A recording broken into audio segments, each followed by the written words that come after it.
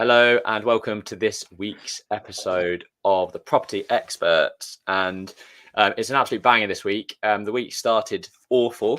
We had one of our team hand in their notice, but certainly the rest of the week has been super productive, I feel. I know Jack's been off doing various things. We've got a few projects over the line, refinances. We've had good feedback from planning, and we're going to get stuck into some of that this week. So first of all, we're going to be talking about the deep dive of Long Hanborough, which is a project that we completed on a couple of weeks ago that we mentioned.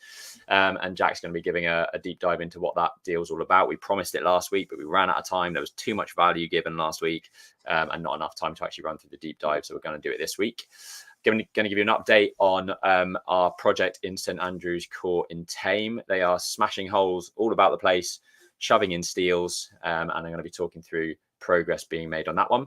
Jack's going to be talking a little bit about de-risking deals and keeping your costs down, something that any developer should have in their arsenal. We're going to be talking a little bit about tax. We're obviously not tax advisors, but we're just going to be talking about all of the various companies and directorships that kind of Jack have and how we sort of navigate and have pulled together our structure and our tax planning around that. Jack's also going to be looking at HMOs and how to review them quickly. Speed is money at the end of the day. So the faster you can analyze deals, weed out the crap ones, move forward with the fast one, with the good ones, the better. I'm going to be talking a little bit about making Aura more profitable. So if you're a service-based business and want to understand how we're doing that, stay tuned to point number 6.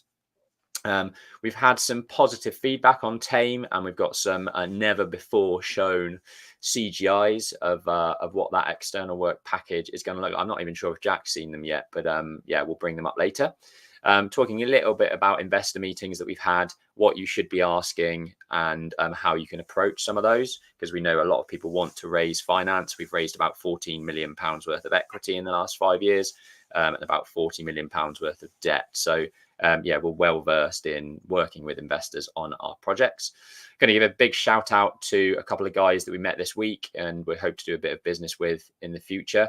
And I also attended a property network last night that I really want to bring everyone's awareness to, because it was a really good event, massive turnout. It was right on my doorstep as well. But I'm going to be talking about the St Albans property meet. And then also we ran a poll for our Marlow scheme this week, yesterday or the day before. I think we've had about 100 people responding. Everyone likes to give their 2 cents on things. It was a multiple choice. What should we do with the front of our Marlow site? What color should we paint it? And we're going to be reviewing and letting everyone know what the response was to that and which one was the winner. So stay tuned for a jam-packed Friday, 5 p.m. on the Property Experts chat. Cool. Long Hanborough. Do you want to give it a go? Good. I'm going to say the most clickbaity thing ever. We shouldn't have bought this deal because it is too small for XP. And hopefully I'm going to give you a bit of a rundown, and Ben's going to work in the background to show you some floor plans of why we did end up buying this asset. So I'll talk you through the story. So Long Hanborough's a location very near Woodstock, so in sort of northeast Oxfordshire, very, very close to Blenheim Palace. We actually ended up buying the site from a company which is called Blenheim Developments, which is a very well-known privately run development company in Oxfordshire. But what you can see in front of you if you're watching this, and I'll do my best to explain if you're listening, is an old doctor's surgery type office, purpose-built. We've got all of that. I call it Pebble Dash, all around the outside in certain locations, standard pitch roof with tiles on it, loads of parking, which is very useful for us. But fundamentally, it was surplus to requirements to the existing development company. I think they bought it for cheap and had an idea to flatten the scheme and to build a block of flats. I could quite quickly look at this, 3,000 square feet. To flatten that and build something new isn't really worth the aggro. And you get to a flavour of where you kind of know where that's at with schemes that you're looking at. So we actually got sent a different scheme this last week, which is a house with a potential for a bungalow in the garden. And I know for a fact from experience that buying that house doesn't make the bungalow and the house profitable. You kind of need to slice it off and do that. So that's the first part of flavour that we got for this site. It was guided for £450,000 with a local agent that we know really well, but it didn't go on the open market. You're probably asking yourself, why didn't the agent put it on the open market? This agent has actually got a very, very good land and new homes team, and they do a very good job. They actually sent us a site today where they just put together a really slick brochure. They know they only need to get 100 eyes on it, send it out to their database to a select few proceedable people, and then they sort of bring those through bids and see what they can do. They haven't got to go through the potential, I've heard it before, embarrassment of a seller going on the open market. And it's a lot cleaner because the people on that list are buying actively. So that's how we got sight of the building. We knew that the acquisition price was okay, but what we target at XP Property is we aim for a minimum of 2 million in gross development value per scheme. The reason we do that is because we have a cost to run our business. So if we do 6 £2 million developments or 6 £6 million developments, the same amount of time is exerted by our team as either option. So we want to make sure that we're reaching critical mass. So to put that into context, it's a bit like, the people that mow the lawns of Wimbledon getting a job round the corner with Steve because his front lawn keeps getting overgrown. That job is too small. They're bigger than that. Their contracts are bigger than that. So we need bigger sites, but I went beyond our rule and we've bought this, even though the GDV is not 2 million. So you're asking the question, why? So along with those business overheads and costs that I've discussed, it's been mine and Ben's ambition to build a portfolio that will surpass our running costs per year. So we're on you obviously see other, new sites that we're buying, the joint ventures that we're building and selling, such as Colney Hatch Lane in North London or Thame, which is in Oxfordshire. And they're our bread and butter developments. But our business, whether we do a deal like that or not, still costs money monthly, and it's a very lumpy income. So we've decided to bring this into the portfolio, sweat the asset, make it into a high-performing set of cluster flat HMOs, and that is why we've gone under the GDV value. But in our opinion, the upside is the cash flow that this asset actually generates. So over the 3,000 square foot that you can see there, you've got lobbies, hallways, different rooms for different purposes. When it was a doctor's surgery, there's actually more recently a charity from the church that were renting it just on a very ad hoc basis.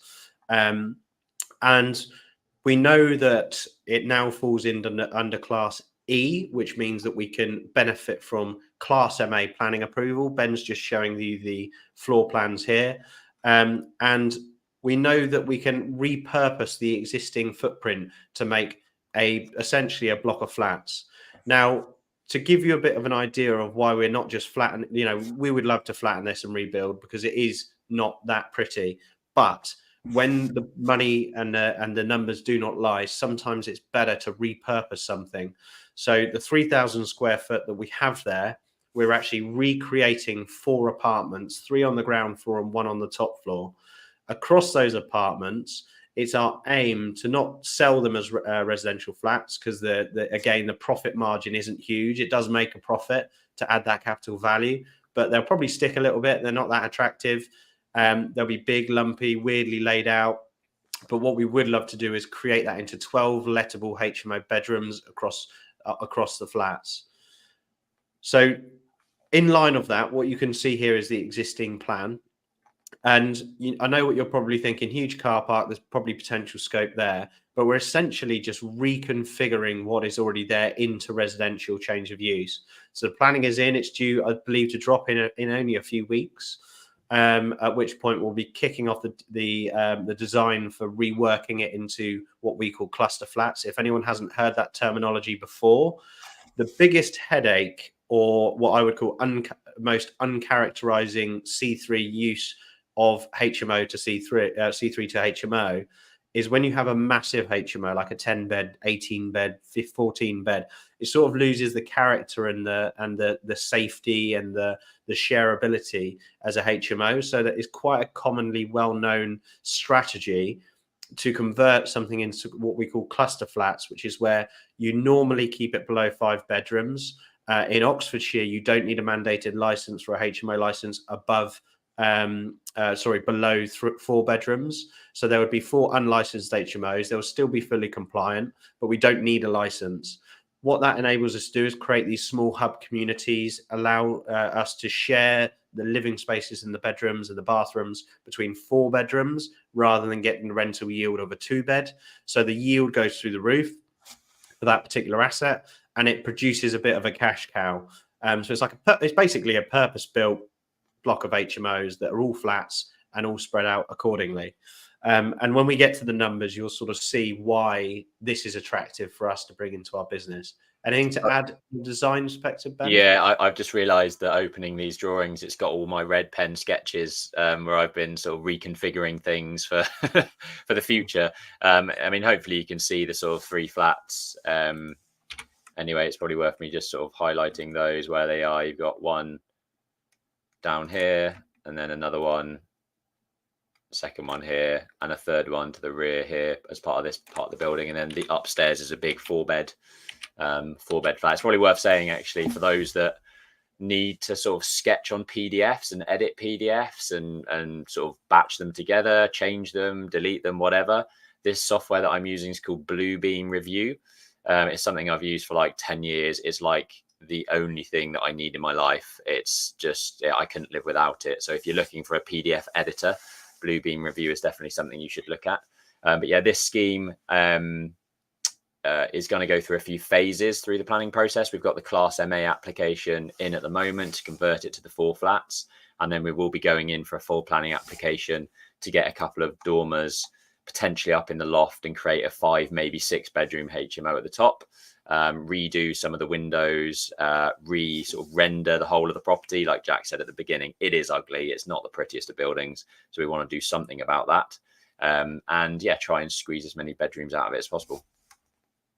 Cool. So let's get on to the numbers. So as mentioned, we're doing this not as a passion project. I don't think we're at that stage yet, are we, Ben, to do these passion projects? But we've always said since day one, take care of the numbers and the deal will take care of itself, and it'll also fund itself. So it's really the numbers that are the most attractive thing about this. So, you know, from time to time when we're going to visit the building, we might just have to get out our Excel on our phone and just remind ourselves. But anyway, so we managed to secure the purchase for 350,000. I won't take credit for that because even though the deal did come into me, our very well trained Aaron in our team managed to secure this one and was really the one that was running with negotiations. So we managed to secure it for £350,000, which works out to be about £131 per square foot that we're buying this site for. So huge capital value there bought for what we've bought it for. I'm a massive advocate for just sometimes looking back at the pound per square foot in and pound per square foot out. In this location, we could get anywhere between 425 and 475 on a red book. So obviously great capital value that we've got in for. Now I just want you to picture us if we had to do a knockdown and rebuild. We've paid £131 per square foot. And if we had to knock that down and we'd have rebuild it, that's just an additional cost. So again, one of the reasons that I knew that this would probably be better as a repurposed building. To create the 4 apartments, they're obviously quite large apartments, and we've got a really good relationship with a really good contractor locally. There's not many structural works or even external works at this stage. We've budgeted £390,000. So, you know, all in, we're looking at sort of 750 for all of our costs. The gross development value, they do value quite low because they are lumpy, big flats to accommodate for the cluster HMOs, is about 1.2. I think if we got a almost like an income-based valuation, that would shoot way up, you know, maybe even up to like 1.5. So out of the 12 lettable bedrooms, we should be accumulating about £775,000, £770 per room per month, all bills inclusive, which brings our rent to about 120k per annum. That nets down after our mortgage costs, our maintenance costs, our management costs, our void costs, our council tax, utility bills. Remember, this is an all-inclusive rent that we do for young professionals. So they basically pay us a subscription, I call it. And then what they net down is what then we get as a net income. Nets down to £42,000 per annum, which is £3,500 a month net. So you can kind of see how £3,500 a month net into the company for something that's already factored in a management cost is a great asset to have in the business. And this actually outperforms a lot of blocks that we've already finished that are way bigger, way more valuable, but their yield isn't as strong. So once we've refinanced on the asset, we're likely to leave anywhere between sort of 50 and 100K in the asset, which means our return on cash, worst case on 100K, is 40K on our money that we put in and is stuck in, but 15% on the profit and the deposit that we've made in the scheme. That's a really important metric that you need to look at, which is once you refinance the asset, you pull some money out, but what you've got is an equity deposit. So it's normally 25% against the 75% mortgage. Work out what that cost return on equity. And huge word of advice to check that is because we've done that analysis on some sites and it's been like 5%. And we know that cash that could be in our business would be way more powerful as a return than stuck in that asset.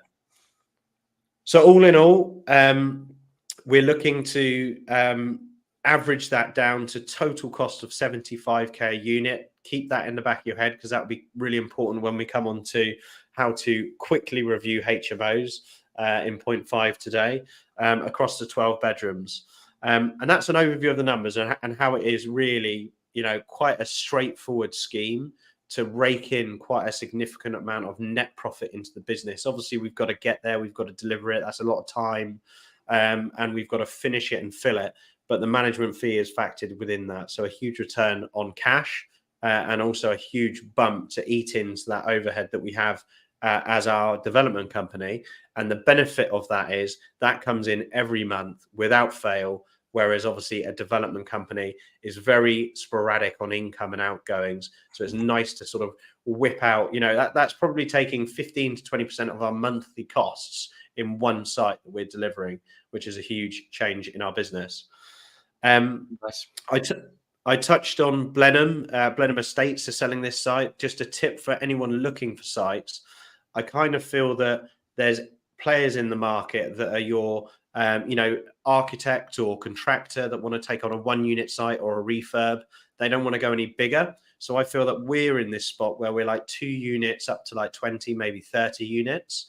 And then there's these massive developers, big national home builders, Blenheim Estates, Red Road, Berkeley Group, all of these big players that are bigger than you, but they might own stock that you could buy and you have a different knack to develop it.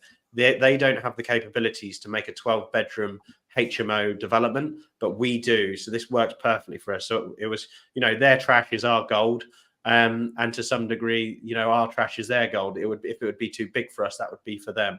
And one of the other sites that we're looking at through this agent is actually also owned by Blenheim Estates, and it's going for planning for 6 detached homes, which is just too small for them now. They'd rather deliver 600 because they've got the infrastructure. So I know I talked about our business overheads and what we target. There are always bigger fish in the pond. There are the big great white sharks, and I suppose we're probably like a nippy little piranha, I would have thought.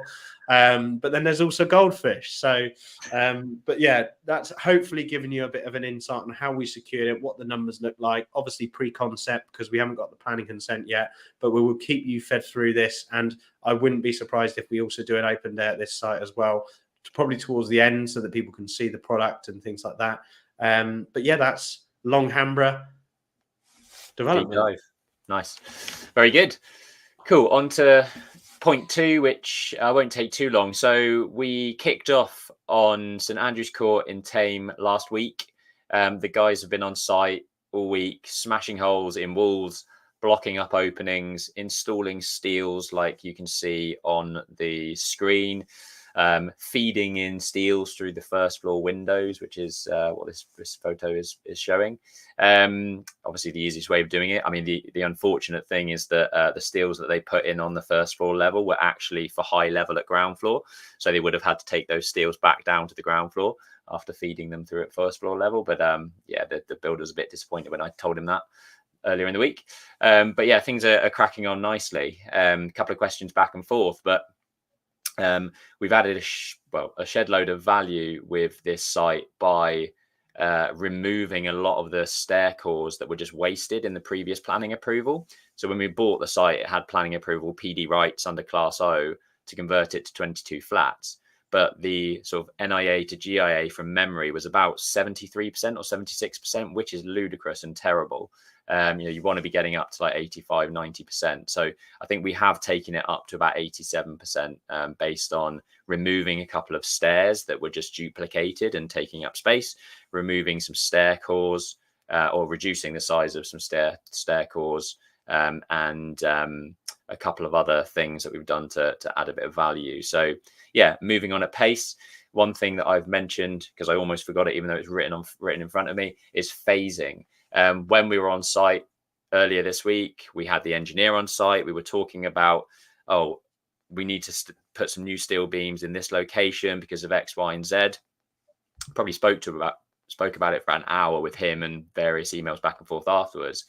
What I realized late in the day was that actually we are phasing this scheme. So we're delivering 9 units now, but we hope to get planning approval to add another 11 in the space at the end of the office, which is being vacated.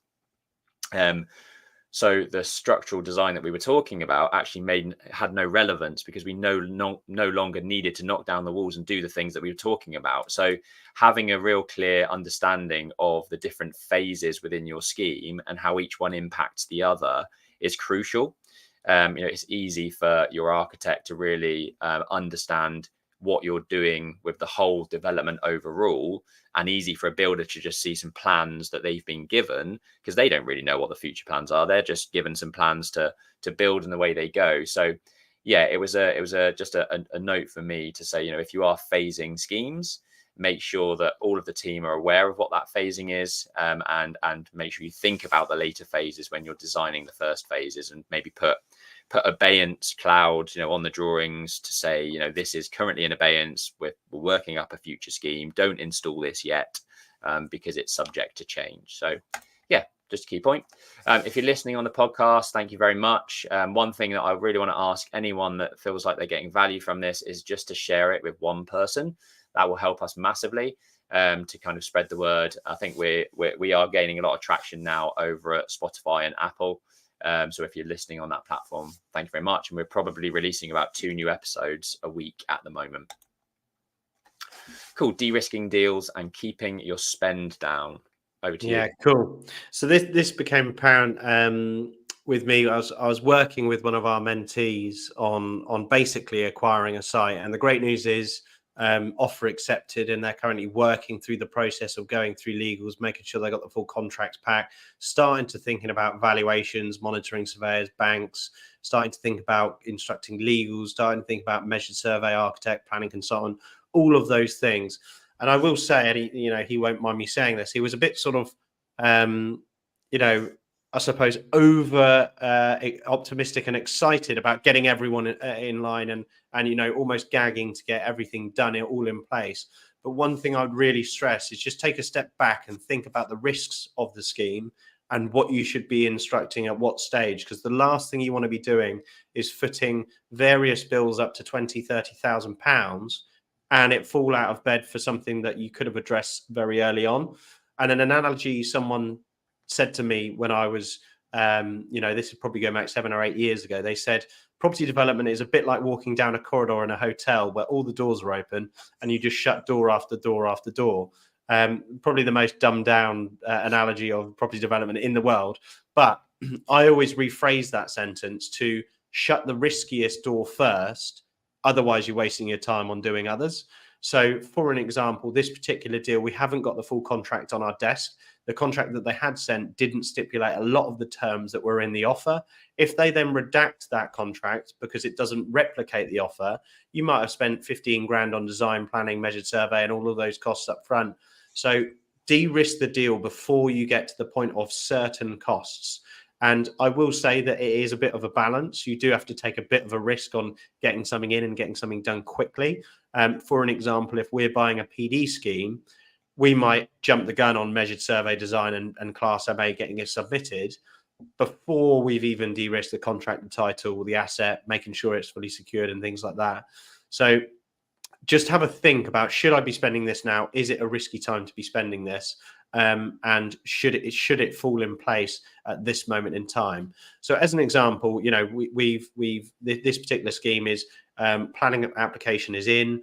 And, should we be instructing a structural engineer? No, because you don't know what you're building yet, because the plans might change, the plan might get rejected. So it's all about making sure that the formality of what you're spending your money on is well valued. And we actually don't spend any money on valuation until the contract is on our desk. We actually don't spend a lot of money on anything until the contract's on our desk, because sometimes it comes on your desk and it doesn't stipulate the deal that you've already agreed. To push back on that first while you've got strong negotiation position, and not going, oh, I've already spent $5,000. I can't push back on that hard, because otherwise I'm going to lose the money. So keeping your structure and instructions correctly down the line for when you're securing something is key. Nice. I did wonder why the hell this image was on the screen, and now I know. It's like a nice, I'd call that a Hilton. I reckon that's in a Hilton. It's very, very well lit. Yeah, the lighting design must have cost a fortune. Cool. So tax talks, how we navigate having multiple companies and directors. On screen are all the various businesses that Jack and I run or are part of. And given it's been, self-assessment deadline day was a couple of days ago, Jack and I have been discussing various things about kind of dividends and PAYE and CGT tax and all this sort of stuff. I thought would be sort of useful for a bit of a discussion around kind of how we've navigated a few things. And the key thing I wanted to show is this screen, and I'll shrink us down and this up. You're still not going to be able to read anything because it's too big. But fundamentally, what this shows is our group structure of companies and a few other things. And for those that are looking at it, it's probably like, what the hell is that? And sometimes I look at it and think, what the hell is that? It's becoming very, very unruly. But to give a very high level overview, we've got our kind of green main holding companies here. So our trading entity is XP Property. Our investment vehicle is XP Estates.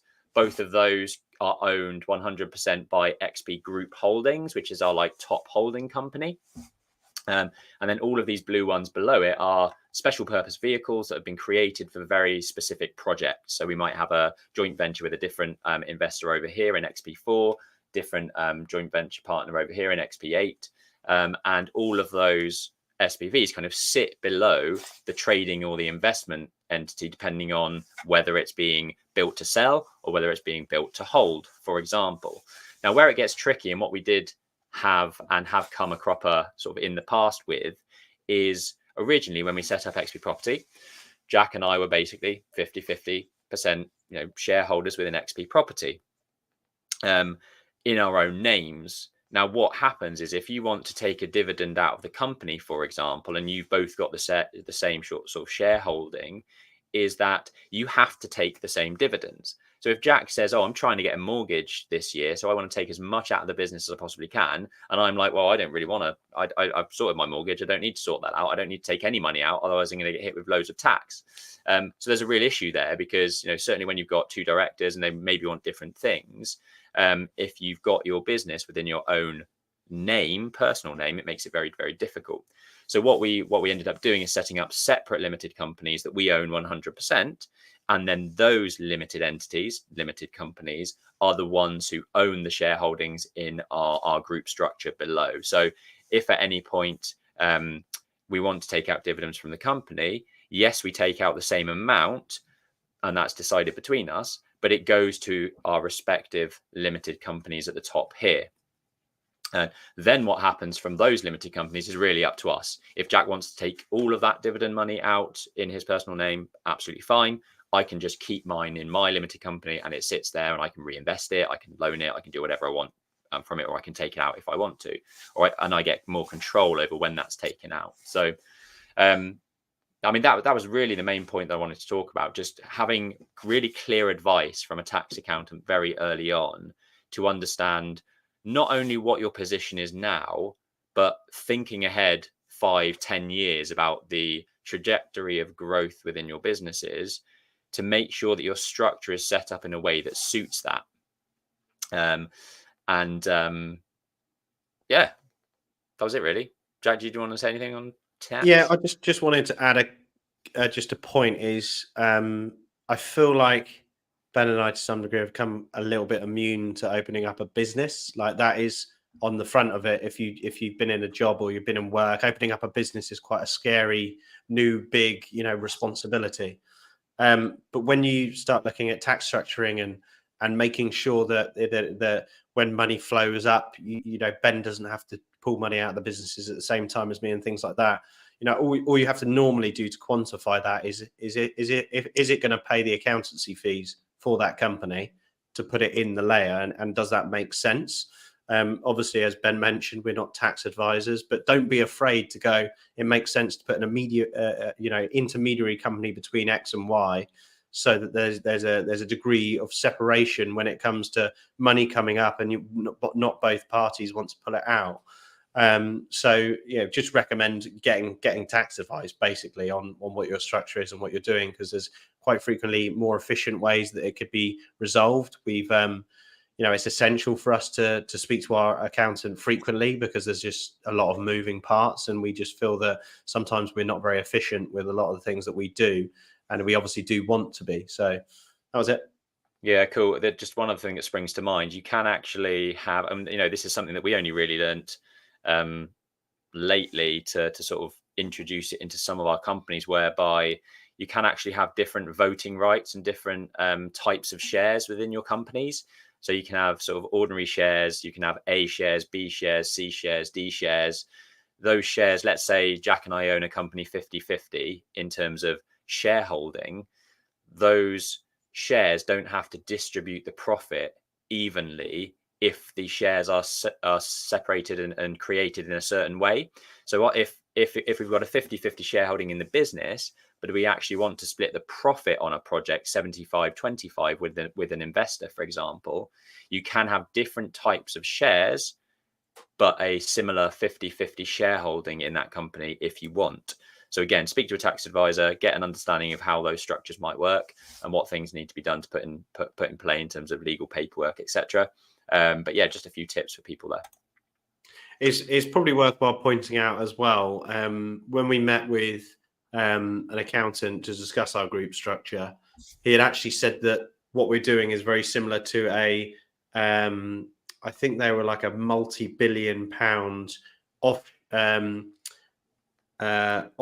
power turbine company, like not as in offshore as in like in a tax haven, as in off the shore of the UK.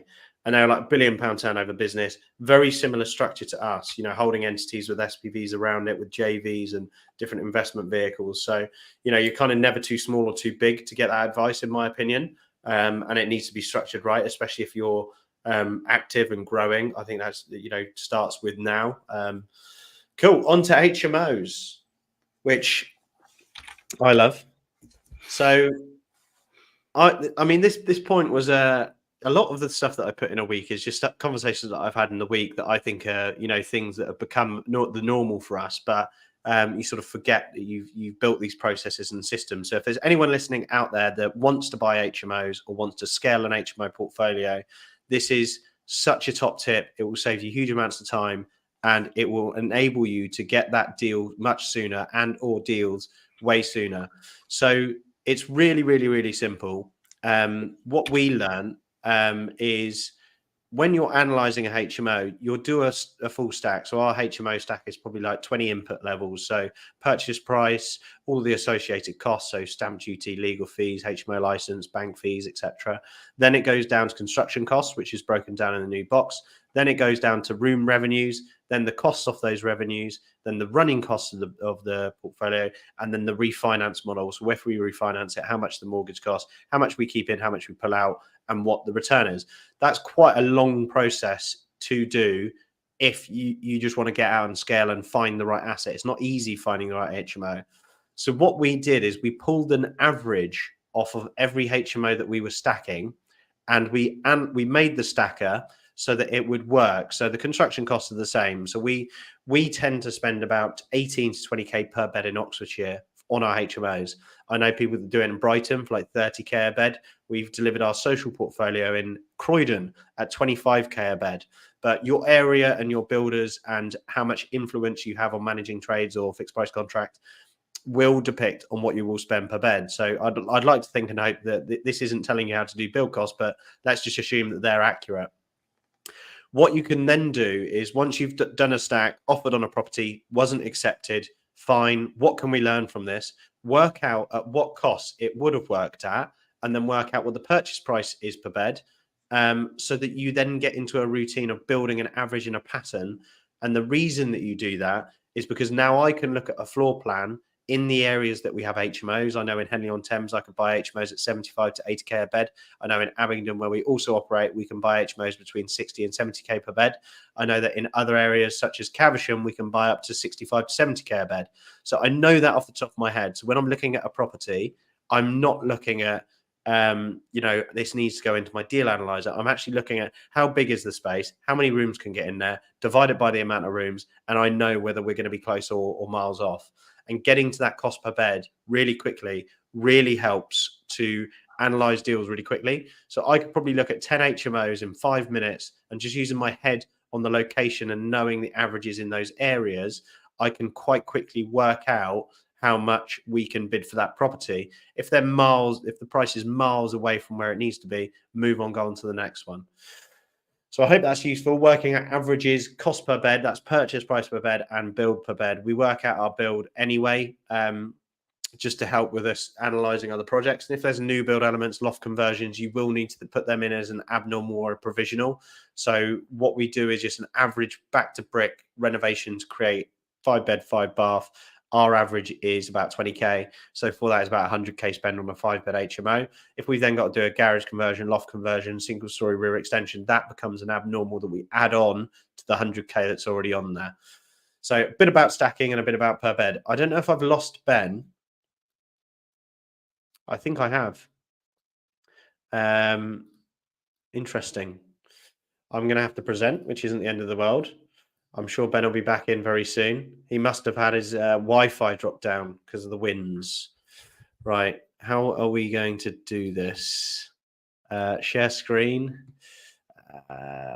These will do.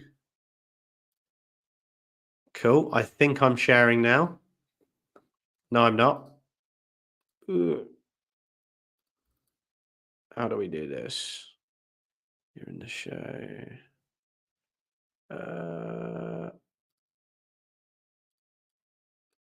Oh dear. Don't know if I can share. What else can I talk about while we're waiting for Ben to come back? I can still see he's on the slides. Anyone that's watching, if you could just comment if you could see my slides, that would be really, really useful. Because I can't edit what the view looks like. No, I haven't got those facilities. Haven't got the facilities. Right. So what can we talk about that doesn't need my screen or Ben? Probably lots of stuff. I know that the next slide coincidentally was actually on Aura architecture. So I won't be covering off that. And then Thame external work. So cool. So let me actually talk about investor meetings, because while Ben is not with us and I don't know what he's going to be doing, we will talk about what investor meeting, what you can get from investor meetings and why you do investor meetings. So I've jumped forward 2 slides, but we'll go back when Ben's back on. I think his computer's frozen. So to talk about investor meetings, so our normal structure for structuring deals is we are the property people. We're in the people in construction, and we go out, find the prospect, negotiate the price, package it up, and then we deliver it, design it, and sell it. Benny, with us? Yes, I think so. Yeah, I jumped to investor meetings because the other 2 were more for you, and also I couldn't share. I've got the slides that looks like I could share them, but I can't.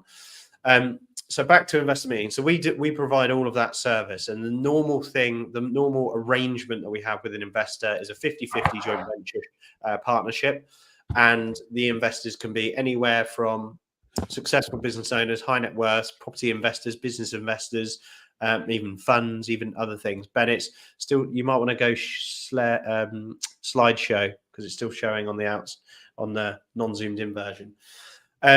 So we need investors, and investors need us. Otherwise, the deal doesn't happen. So what do we do as far as investor meetings go, and what do we speak to them about, and how do we pre-qualify investors? Coincidentally, actually, one of my mentees has just built, and he'll love this if I'm saying this, a process behind something like 200 contacts that he had that he's bringing through to investment, because before they were just people on social media, email list that wasn't even going out monthly, or people in his phone. And I was like, let's get them all somewhere, and let's communicate with them frequently, like an email that goes out monthly, or even just picking the top 20 and then going out for lunch. Just an action plan in place. So once you've got that action plan in place and you're trying to get those investors to see what you're doing and to some degree know, like, and trust what you're doing, because it's not an easy industry, because there's been a lot of horror stories. There's a lot of people that aren't actually as good as they say they are, because on any social media channel you can blag your way to the top, but when it gets down to delivering sites and getting in the trenches, that's when it separates the men from the boys, or the mice from the cats. So we've got a process in place. An investor wants to meet up with us, and what he doesn't want to hear about is our technical abilities, as you can probably tell. But what they do normally want to hear, is just to sound you out, just to realize if you're a real human being. We like to focus on investors that focus on us first before underwriting a deal. The reason I say that is because if they can't invest in you, it kind of doesn't really matter about what the deal is. And when I say they can't invest in you, you may find that you like working with a certain type of person, a certain a way that someone does things, whether they want a very learning process involved in the investment process, or whether they just want to be left alone and don't want to speak to you ever again. And you may find that adapting your process is key, but do you resonate with them, and can you work with them? Let's put some questions down here. What are you looking for is his favorite question to an investor, and it kind of opens the question out. I would say that first meetings, whether it's sales meeting, investor meeting, whatever it may be, keep questions open, because you kind of want to hear more about them, what's driving them, what their motives are, what they want to see, whether they care more about security or whether they care more about profits is a really key thing to devise as well. You could be asking them questions like, what have you invested in the past? Did it go wrong? Did it go right? What did that look like? That is potentially building a textbook profile for what they will invest in the future. So that's a really good question to ask. Ben, do you want to take over? Can you hear me? Yeah, sorry. Third question, how much money do you want to deploy? And I've said deploy because kind of when you get to the level of sort of investment that we've raised and the type of people that we speak to, that's the sort of language they use. I think when you start out, you're just sort of begging and borrowing from friends and family, 50 grand here, 100 grand here, 200 grand there. And that's fine. And that's, that's kind of where we started. But when you get to sort of high net worth individuals, business owners, funds, family offices, it's just an instrument to them. It's not, I've saved up for all my life to keep this £100,000. I'm looking to kind of invest it and figure out what to do with it. They have pools of cash. They need to get the money out of the door. They need to deploy it on something. They need to invest it in something. And that's the difference in mindset, I guess, between kind of some of the more sophisticated investors than your sort of typical retail investor, like your mum and your dad and your family. So yeah, how much money do they want to deploy? And more often than not, they'll give you a figure that is probably like a quarter of what they've actually got to deploy. So kind of digging into a little bit deeper about what else they've got to deploy is always useful to ask. What returns are you looking for? And that's quite open, but it gives you a sense as the person they're investing in, a bit of a sliding scale of where you think they could fit into your business and what types of schemes you could work with them on. What timeframes do they want to work to? One, to deploy the capital, and two, actually, do they have any timeframes on when that capital needs to be returned? Is it an open investment where, if it's ticking along at 10%, they don't, they're not really bothered about getting it back. It's doing its work for them. Or are they saying, actually, I've got a big life event happening in a year's time. I need to have that money back by that point. And then what constraints you've got on those funds coming into your business.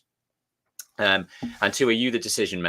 6, are you the decision maker? Which, it's you need to get to the decision maker as soon as possible. It's no good kind of drumming up, negotiating with somebody that ultimately can't make the decision or pull the trigger, and it's not their money to invest. So you need to get on a call or around a table with the actual decision makers as soon as possible in that process. Are they looking for a joint venture position, or is it just a debt facility, a coupon interest rate return that they're looking for, or do they actually want to be part of the development on a joint venture equity position where it's shared risk, shared reward? Cool. I'll go back to you.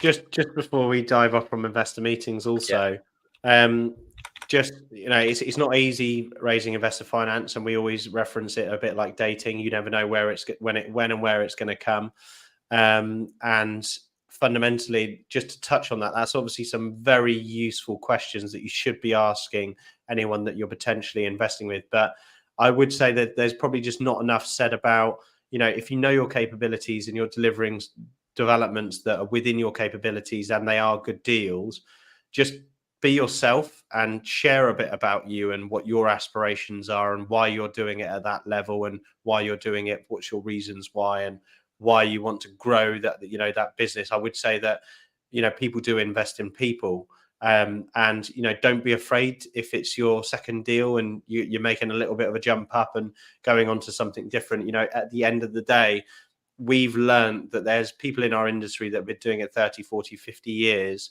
but a lot of our investors have chosen to invest with us, even though we're a younger business, because they like where we're going. They like how transparent we are. We know there's problems that will arise. It's how we deal with them. And there could be other, more drier investments, but they sort of invest in us and our growth as well as theirs, with our quite sort of dynamic approach to that. So, you can go through with the best script in the world, but to some degree also have a think about how you're going and presenting yourself. And the best way to do that is naturally, honestly, and openly. And I think that you'll raise a lot more money than having the right way of delivering yourself than just the right questions. But the questions are really key as well. Yeah, I hope nobody takes this away as a script and just, rattles off these questions, that you feed and weave these sorts of questions into sort of general open conversation. But, it's the sort of stuff that you want to touch on all these points at some point. But like Jack says, kind of be yourself and be authentic with it. Going back to point number 6, just a quick touch on this, because I've been having business consultancy for the last 4 years and having sort of financial director kind of input.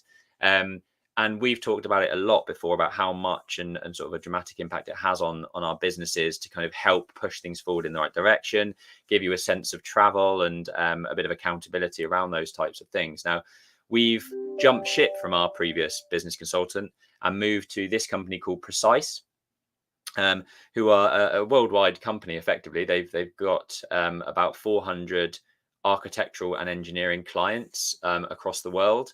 They're relatively new to the UK. I think they've got about 20 architect clients in the UK. But seeking out these types of people, I think, is what's going to take us to the next level of kind of profitability certainly within Aura, and we'll trickle down some of those lessons for XP surveys, for example. But I picked them basically because they do have sight on our specific niche, architecture specifically, and what other companies are doing in terms of their fee structures, how they're presenting information, what level of fee they're going in at, how they're pricing things, and all that good stuff. So I'm really hoping to tap into that type of knowledge and put it into our business to kind of improve our profitability and our processes and systems. I've been really impressed with them. We've had a couple of meetings with them. They've taken away loads of information that we've given them. So they've sort of gone away, digested all of our historic data. One of the key things that they wanted to do was actually look at our fee proposal. And if you are a service-based business, your T's and C's, your client offer, your client agreements are so fundamental to you. Certainly if things start to go wrong, and how you capture things like scope creep, which for an architectural practice where there's so much creativity, it's so important to capture those things where, the project suddenly gets bigger and bigger and bigger and the client wants more and more and more. How do you capture that in your scope to make sure that you're being, remunerated for any additional fees that you should be claiming when the scope creeps like that?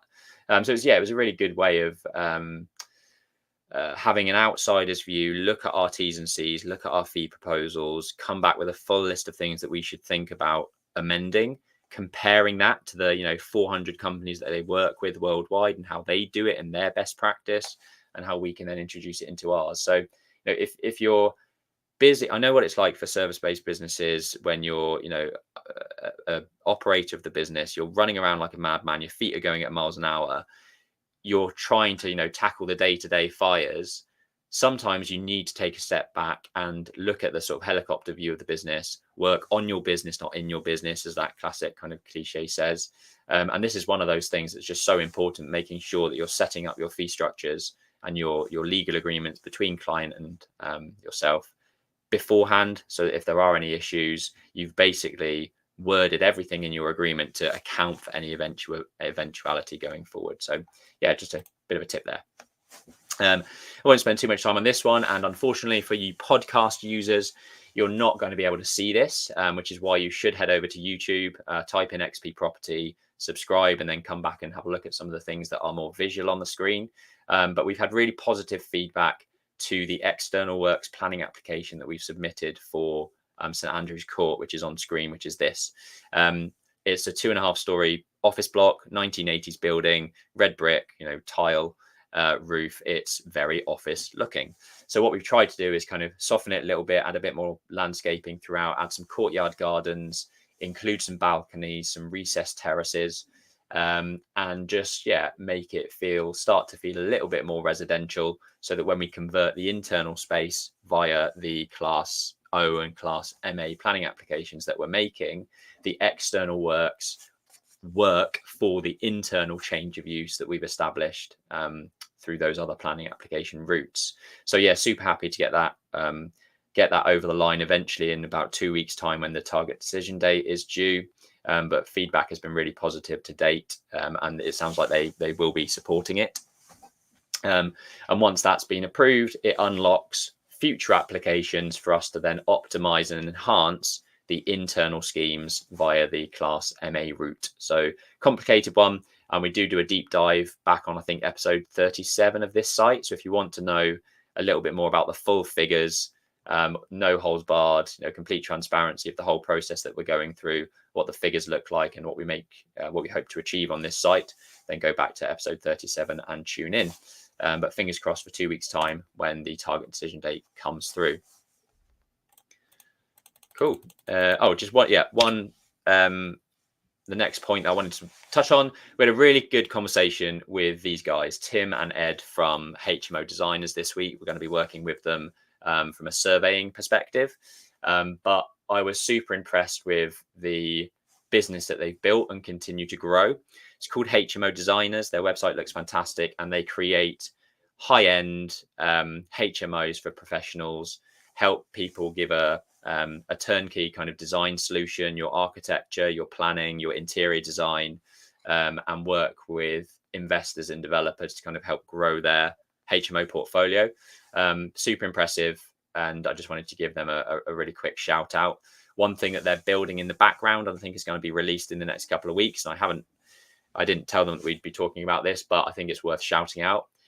They're creating an application really for finding and sourcing HMOs that uses a lot of AI and tech to pull in property data, help you find very quickly suitable HMOs inside, outside of, you know, Article 4 directives, run the high-level financials for you, all with, you know, a click of a few buttons using AI and property data to help with that. So we'll probably put a link in the description to that application when it's out.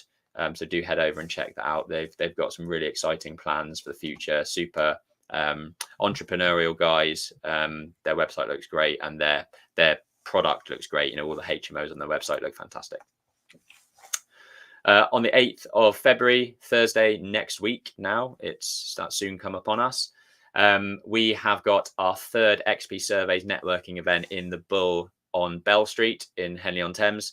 Starts at 4:00. We've got two big hitters of the planning and conservation architecture industry in David Kemp and Claire Truman, giving us some insights into the changes in permitted development rights, how to tackle heritage and listed buildings.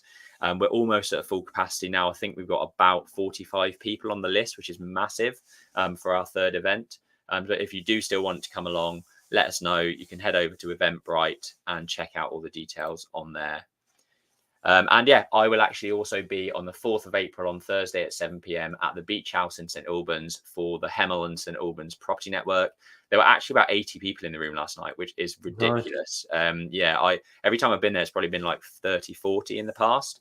But they're getting an insane crowd now. It's a really good event. It's very informal. There's no talks. It's literally get in there, mingle, network, have a chat.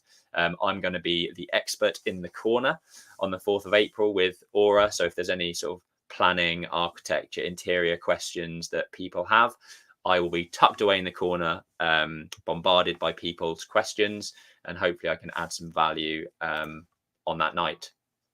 Cool. Shall I do this one? Yeah. So thank you for I think we had something like, what we are, 50 plus votes on what we should do with the front of our building in Marlow. So huge thanks for all the comments on Instagram. We've had comment after comment after comment, and we've been loving watching them all come in.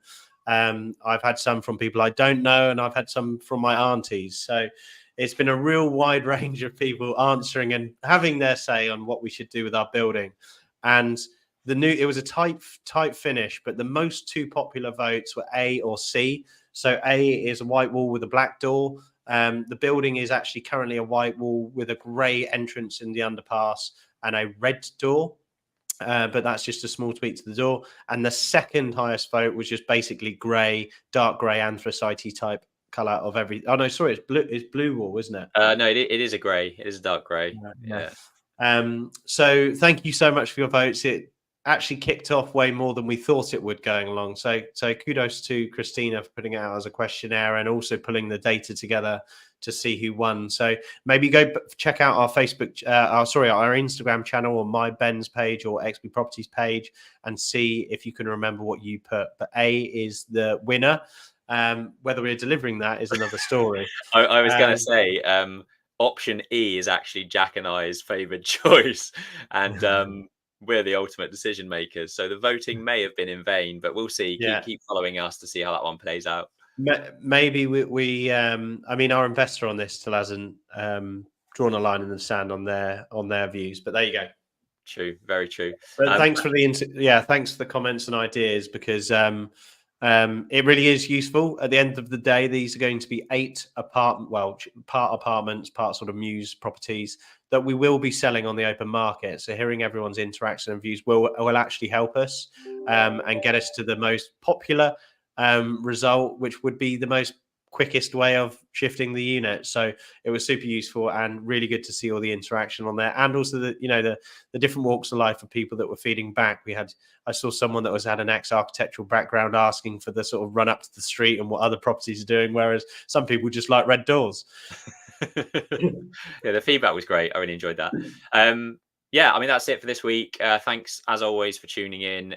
Do subscribe on YouTube. Head over and follow us on Spotify and Apple Music. And as always, if you can share this with just one person, that would be absolutely massive for us. So thanks for tuning in, and see you again next week.